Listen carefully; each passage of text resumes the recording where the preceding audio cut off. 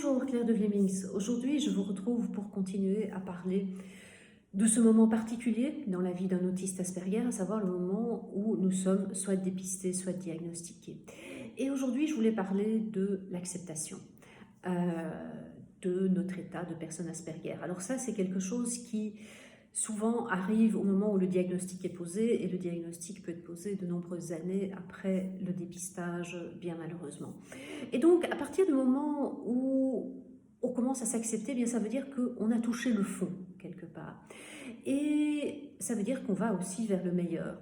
Et je dis bien s'accepter, je ne dis pas se résigner. Parce que quand on parle de se résigner, vraiment, on parle d'une manière négative de voir les choses. S'accepter, c'est positif. Et c'est une étape qui va s'imbriquer dans les étapes précédentes. On va tout à coup se rendre compte que l'on ressent moins de colère, que l'on a moins de peur, que l'on est un peu moins triste. Et puis, un petit peu, qu'on commence à penser à l'avenir. Et puis, hop, peut-être qu'un événement va nous faire repartir un peu dans la colère ou dans la peur. Et puis, on va revenir dans l'acceptation. Et pendant un certain temps, on va comme ça être entre deux états, mais petit à petit, lâcher prise sur le fait qu'on a un fonctionnement cognitif différent et commencer à se dire que peut-être il y a aussi des avantages. Et une fois qu'on commence à se dire qu'il y a des avantages, on commence à voir les qualités que l'on a. Et on commence aussi à avoir plus de bienveillance par rapport à ses limitations. Et cela permet évidemment de penser à aller de l'avant, de penser à se réaligner, à refaire autre chose.